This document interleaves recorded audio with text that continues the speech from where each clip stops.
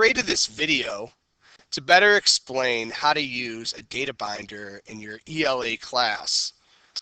Now this, what you are looking at here, is the finished product of the data binder that I've created. Before I created this, I used this form. Now there's a link to this on the presentation from today.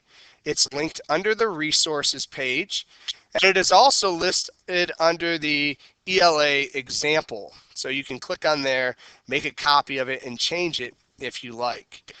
The reason I use this form is because when I create a table, I like to have it kind of organized before I even create the table. So I know how many columns I need, how many rows I need.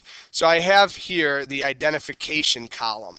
Now on the data binder, I have it listed as standards, but there's two columns that come under this standards column. I have it broken down by standard and then topic. Now, next, I have my general ELA skills. I have these general ELA skills, and I apologize if these are not general skills that you want your students to have. I am not an ELA teacher. I teach social studies. So these are some things that I kind of use in my social studies class to help go with the cross-curricular ideas. But these are just things that I would put in there that I'd want by the time my students left my class. These are fundamental skills that I want them to have. So every assignment that we complete, they're going to be demonstrating these fundamental skills. So I have the claim statement there, or the introduction, however you want to call it. Again, citation, synthesis, and then type of writing.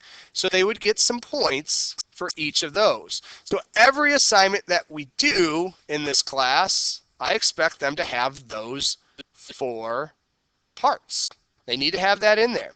So in an ELA class, you might do a lot of reading and then you write about the reading. That's kind of what I do in my social studies class. So I look at these general ELA skills more as like just the writing skills.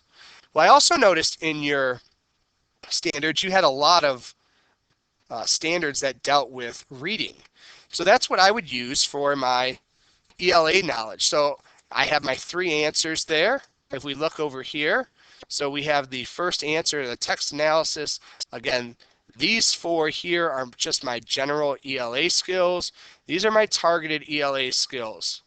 Now I leave these descriptions here generic because my 3 questions for these 3 answers are going to be different based on whatever the standard is and also what the topic is. So if we're going to use standard 4 from the 8th grade English standards, which deals with analyzing opposing texts, which I'm totally making this up, so I don't know if it does or not. So this is what we're looking for here. So students are going to be doing some sort of performance assessment with this. What I would have them do is I would have them read 2 opposing texts and write about it. They'd have to maybe compare the 2. Or identify one of them as being better or one of them as being more persuasive and then explain why. So they would write an extended response or an essay about that, and they would get points for each of these categories here. Now you could weight these however you would like, so that if you want more focus on the ELA, then you can make this worth more points. Or if you want more focus on the writing, you can make some of these worth more points. But all I would do is I would add up these points to get my performance assessment score. Well, I want to explain what I mean by these 3 different answers. So if the students are analyzing opposing texts, maybe my first question or the first part that they have to write about is a summary of the issue. So I want them to be able to identify what the issue is. So then maybe they'd have to then identify 2 arguments from each side. So they would get points. That would be my second answer. They would get points for that in their second answer. And then they'd have to argue one side or the other.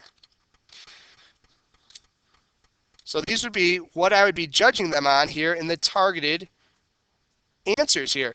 So there's 3 different answers here, and they would get points for each based on how well they did each task there. So did they summarize the issue? If they did, they get all the points. Maybe they only got some of the points. Did they identify 2 arguments from each side and then argue one side or the other? Well, I wouldn't want them to argue one side or the other. I'd want them to argue one side. So those would be the 3 there. Now, remember, I'm keeping these generic. That way, when we go to standard 5 and we're looking at fiction and they're writing fiction, maybe they have to read a fictional story.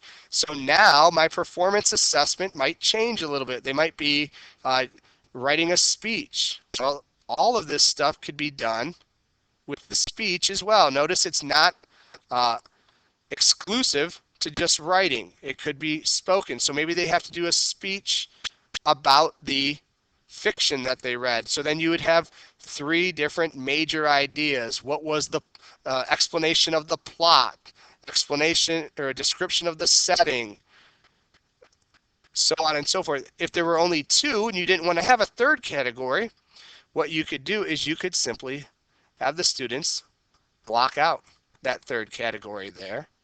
And again, they would just add all these up, get their performance assessment score. I'm a social studies teacher, so I give them a quiz on everything, a basic knowledge quiz. So I'd have them add together their performance assessment with their quiz score to get their topic score. Then each row here, they look at the key there and they color code based on how well they did.